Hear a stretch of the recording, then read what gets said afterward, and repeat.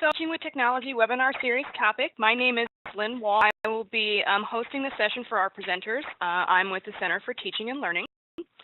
Today, if you are having sound problems, I did notice that someone has posted in the chat forum that they have used the audio button on the interface to help connect that audio and your speakers. You may have your computer muted, your headset may be muted, and if you're continuing to have problems, then you can call the WebEx support line, and that number is there on the screen. As a reminder, please raise your hand if you have any questions, or you can type in the chat forum. And today we are talking about hints and tricks for your accessible Canvas course. We have with us Khaleel Eksheir from the Office of Disability Services and Caryl Gordon here from the Center for Teaching and Learning. And with that, I'm going to go ahead and hand it over to our presenters. So Khaleel, are you up first? I guess so. So I'll start here. I need to share my screen. Okay.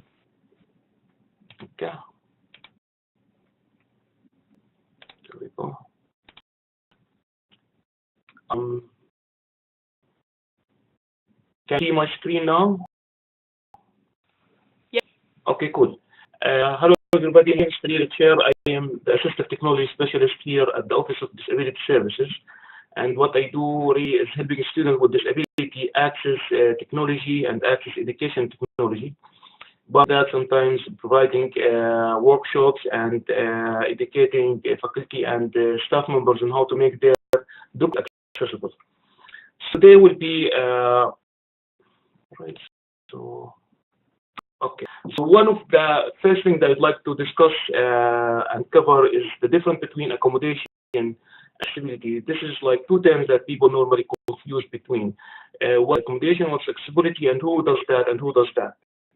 Let's start here with accommodations. So it's really a specialized and customized modification or adjustment for a job or work or education environment that help and allow persons with disabilities access information and access the environment. And I want you to notice here some of the important wording. For example, customized. So it is really customized for that specific person. It is individualized for that specific person. It could have multiple people of the same disability name, for example, blind or on wheelchair, but one will have a specific service that helps them access the information. A quick example, for example, someone who's blind could use Braille. One maybe doesn't understand Braille and will have to rely on audio or another type of assistant. For example, we provide a text accommodation where students come here and, for example, instead of doing 1 hour of exam, they will do 1 hour and a half, depending on disability. Of course, every student in the class will have this opportunity, except for that one due to that disability they have. Class notes, for example, for those who cannot take notes for themselves in the class. Some assistive technology like the one we see here, these two devices here, SmartNav and Quad Show, is of students or people who cannot use their hand. It's kind of almost free or free mouse and keyboard. And this is where the role of the disability services. They verify if the student is eligible for the services by looking at their documents. We have great counselors here who are very dedicated and very eligible in this area. And of course, when they meet with the student, they discuss what is the reasonable accommodation that they deserve based on their disability. So about accommodations. On the other hand, accessibility. So accessibility is a practice of designing and developing a website or applications as their orientation, content, and functionalities are understandable, operable, they are usable by as many people as possible. So note here that this is starts from the beginning, from the designing phase, from the development phase. They use the example of a building. So if the building is built in design phase, they will count and keep in mind that they will build a ramp, for example, or how many visitors we will have to in this. They will not say, okay, how many students with disability will use the service. Rather, they will put the service. Then everyone will take advantage and use the service. Everyone uses the elevator. So provides equal access and equal opportunities without the need for specialized accommodation. Accessibility is not customized for a specific individual. For example, the width of the door is not the accessibility issues. It is determined, so can allow the person with wheelchair access the room.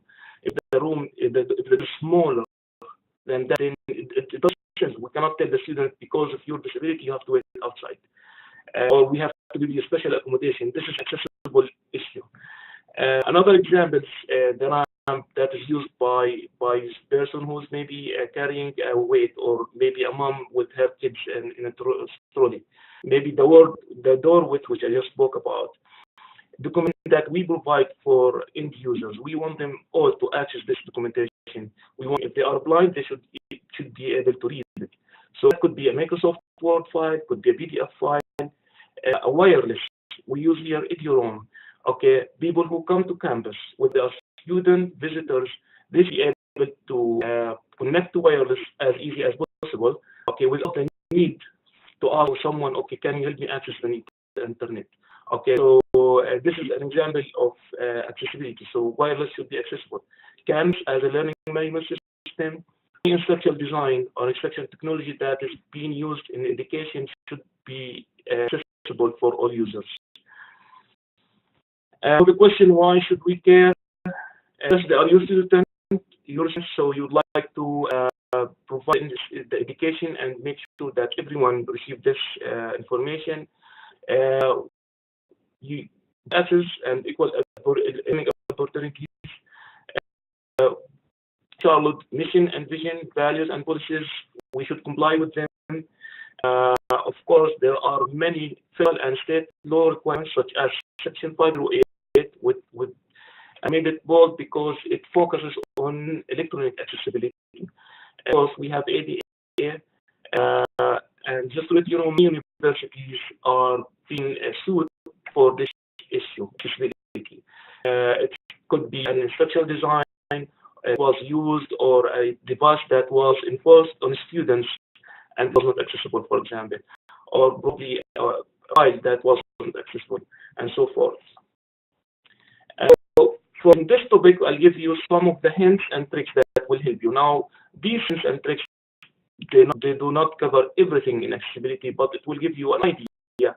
And through practice, you will find how these hints will even provide quality to your documentations. I'll start first with font type and text size. Okay, something common whether you are building a site or creating a document or writing a thesis. What first thing you care about is selecting the font type. What is the size? So there are two types of fonts. The first one is called sans serif family. And the example of that is Verdun and Helvetica. And for Arial, there is Future. There are many of them. They are characterized by simplicity. They are readable and easy to see and read. Even if you scan them or photocopy them or enlarge them, they will remain, they will keep their characteristics, and they'll be readable even in the future. Like other type, which we don't recommend, that, for example, flared extensions or stroke. An example of that is Times New Roman. As you can see, I'm not sure if you can see this little, like in the letter T, on letter S, N. We photocopy this your document or scan it or distribute it. There's probability that the characters will lose their identity. Another example is cursive fonts, for example, like handwriting, like scripts and Blackadder. These fonts are difficult to read for people with disabilities. Monospace are fonts that are have the same spacing. Of that is career new. You see that the letter have the same spacing, even the spacing between the R and N is really large, and sometimes it's confusing. Of course, decorative and fantasy fonts as much as possible. There are fonts that remain large and bold and capitalized like stencil. All kinds of fonts that are compressed. These you should avoid. So this is about the font type. Now, based on the font you select, you have to keep in mind the size. So it is recommended to maintain 12 points, but sometimes the font naturally large. For example, I'm using here Verdana. Verdana is a large font. So I can make it thin and to look really good. Helvetica is a smaller font, so it could be 12 or 14, and so forth. So about font type and the text size. Another aspect that you keep in mind is the color that you select, the contrast between the font and the background, and the consistency of the formatting. And we'll talk each one in the brief. So always use font that is editable, font that you can edit and you can change, not something that was scanned, okay, an image. And you can down in the bottom a font for the word text. Then, of course, for this presentation, the same word what I took a screenshot of it and edited, and how people would have difficulty reading it. So this is related to use a font that is clear. Make sure that you use high contrast foreground with background. Okay, tools that can help you determine if your has a high contrast. An example down here between two boxes, the low contrast and how it will light and contrast. And of reference, if you'd like to have more information about the tools that can be used.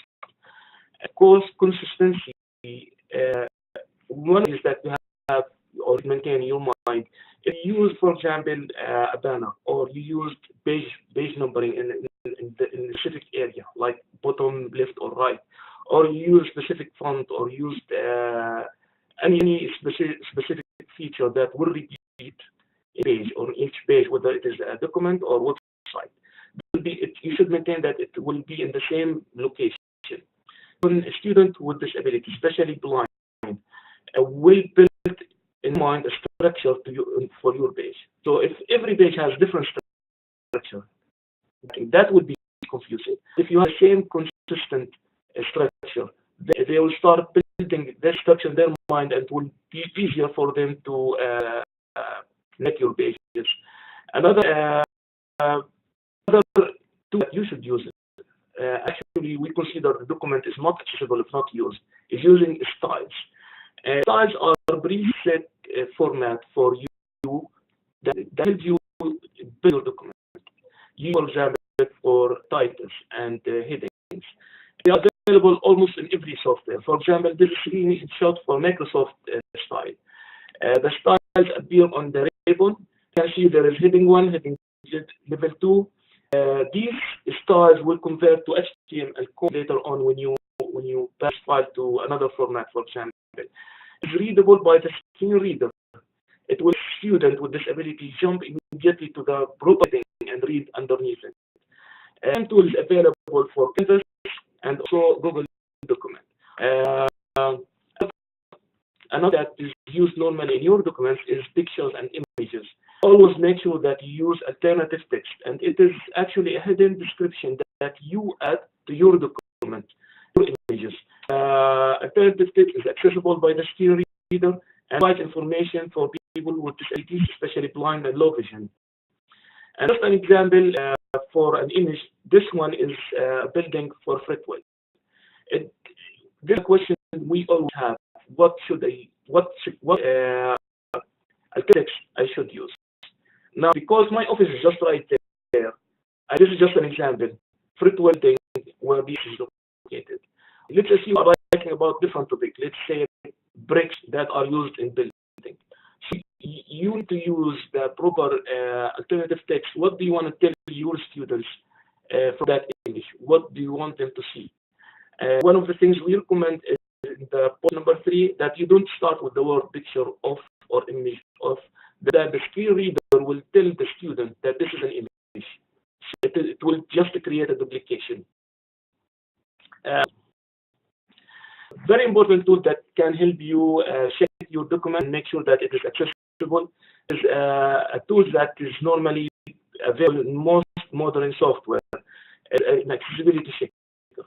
The checker will show you the error, who will be affected, and how to fix it. And it's available in Microsoft Word, so how you access it, and this is how it looks like, and this is the result, and how the result will look like. Same for Adobe Acrobat Pro, but you need to have Pro version, not the Reader.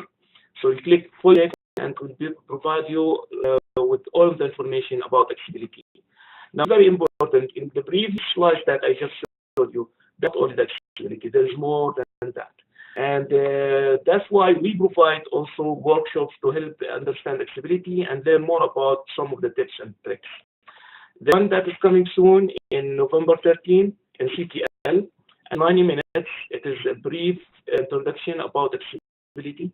It is like some of this, what you have seen will repeat over there.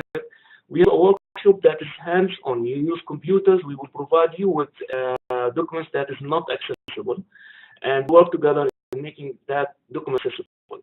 We have yet set any dates for 2018, but once we do, I can just email you about the dates and the timing. This is it for my presentation, so I will leave it now back to Caryl.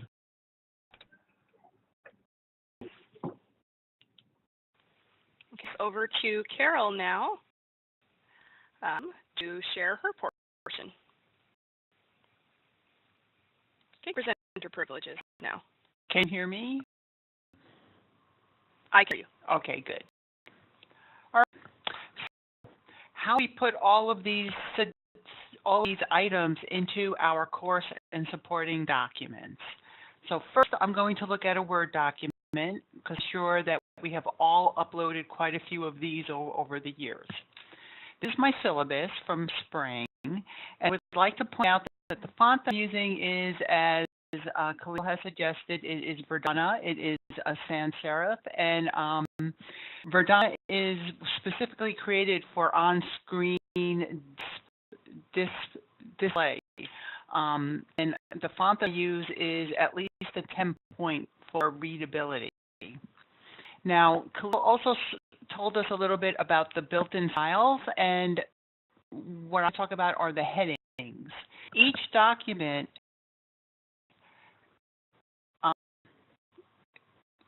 heading one. Now, headings are used so that screen readers know how the page is organized, and it helps the readers who aren't visually impaired, give them a visual clue about how the document is organized. So my header one happens to be an image. I have one of those. All of my other headings, like I have like instructor information, course design, course objectives, and so on, those header two. Now, you may have noticed that when you open Word, your header 1 and header 2, header 3 looks a little bit different than mine. If you look at header 4, you'll see that it is blue and it's italicized. So what you didn't want, so what I did is I formatted the text and then highlighted it, and then whatever header I wanted it to be, if you go up to the ribbon, right-click on the header, you could say Update Heading whatever to match your selection. So it saves you a lot of time. So you can actually change these on the fly.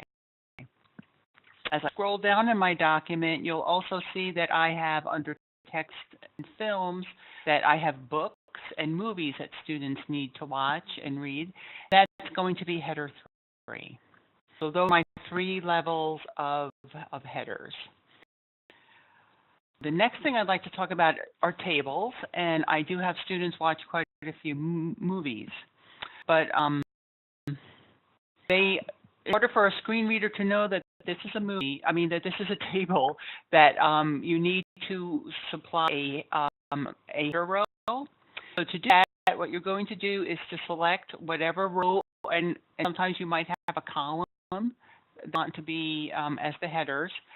So what you're going to do is highlight those. You're going to right-click. You're going to use Table Properties.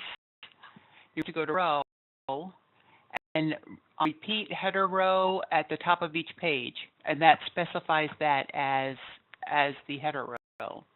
Another thing that screen readers need alt text for a table.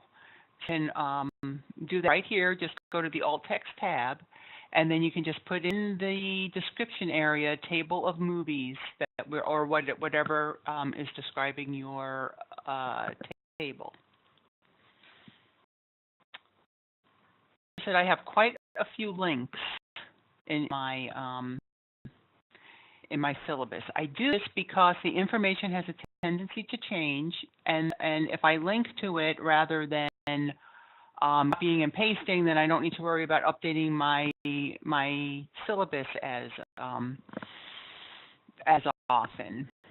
But the thing to remember about all the URLs is that it must be linked to text in your document, which then becomes clickable.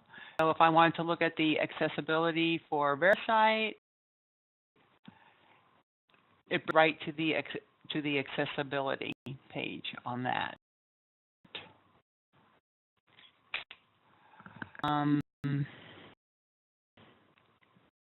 Point out is that whatever technology that you are using in your course, you should have some accessibility link to accessibility information so students know exactly what's going to be used and what they need in order to use it. So I have that in my syllabus also.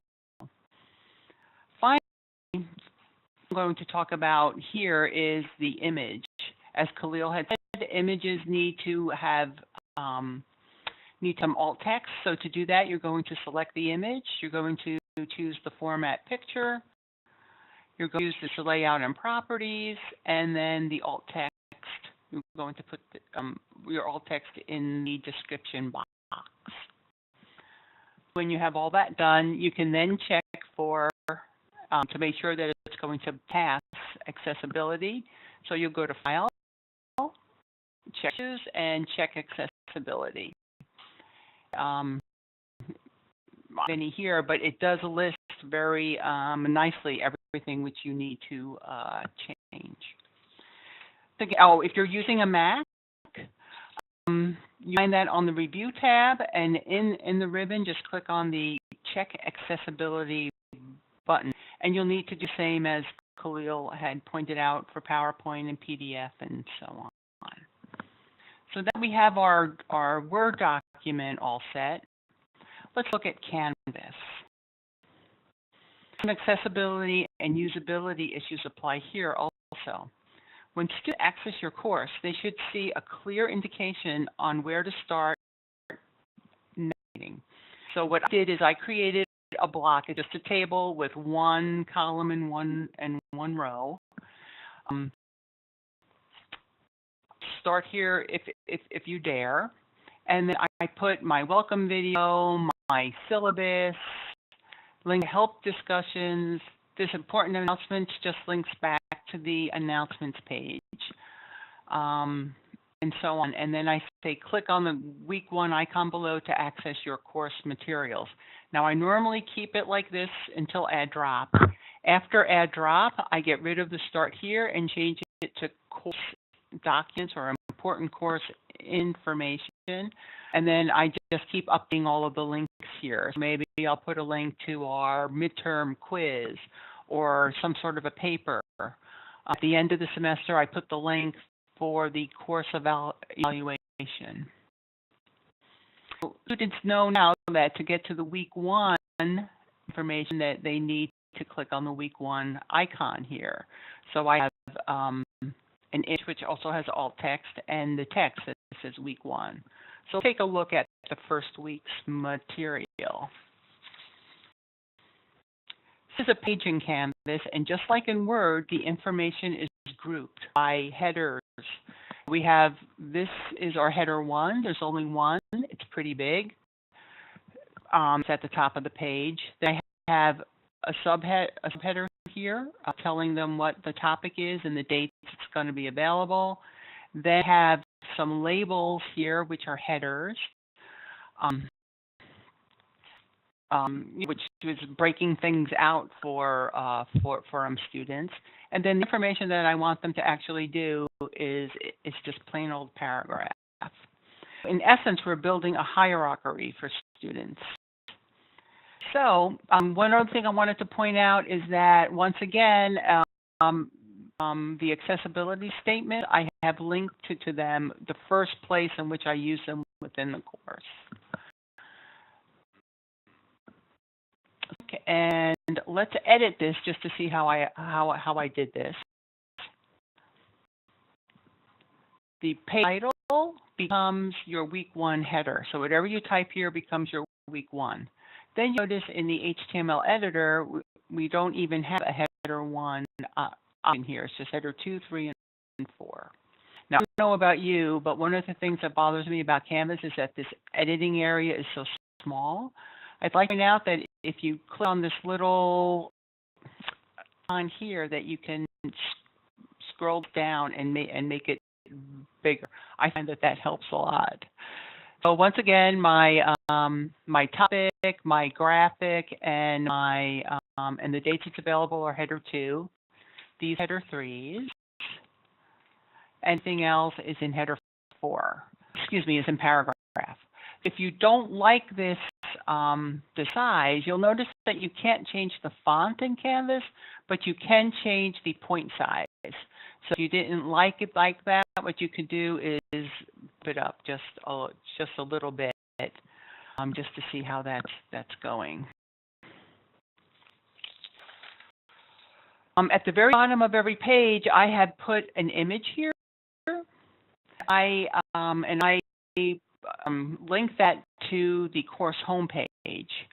So once again, images have to have alt text also. So what I did here is this goes back to my homepage, and then the alt text is returned to course homepage. So I have that for every single image. The last thing I'd like to say is that, well, it's not really the last thing, but that all of these elements are consistent across the pages. So what I did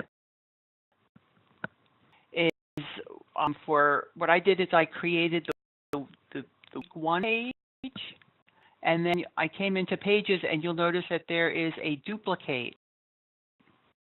I duplicated, and then I just went in and edited it, and you'll notice that it comes up with copy. So you'll know which is the original and which is the copy. And last but not least, we need to talk about videos. Videos should be closed captioned. I'll just start this one quickly.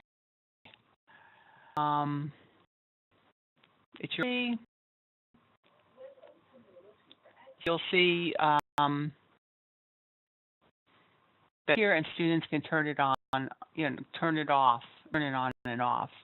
This goes for anything that you choose from YouTube. And so, so that's all that I have right now. So what I'm going to do is I'm going to stop sharing and get back to, do we have any questions?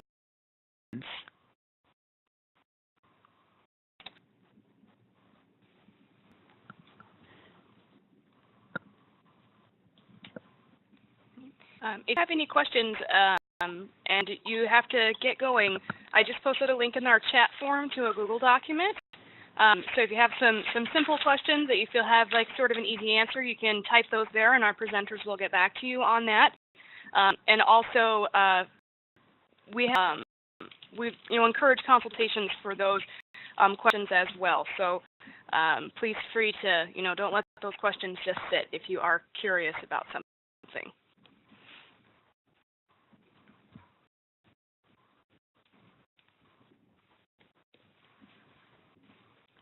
Okay. While you eat, feel free to choose a digital dessert.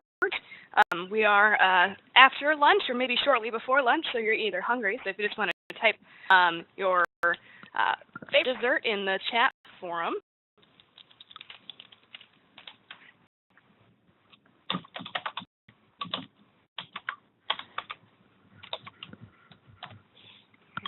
And just wanted to highlight really quickly, there are upcoming webinars. We have an ebook work webinar on the 23rd, and then we are doing an online literacy enhancing the readability of Canvas assignments, which kind of dovetails with today's session.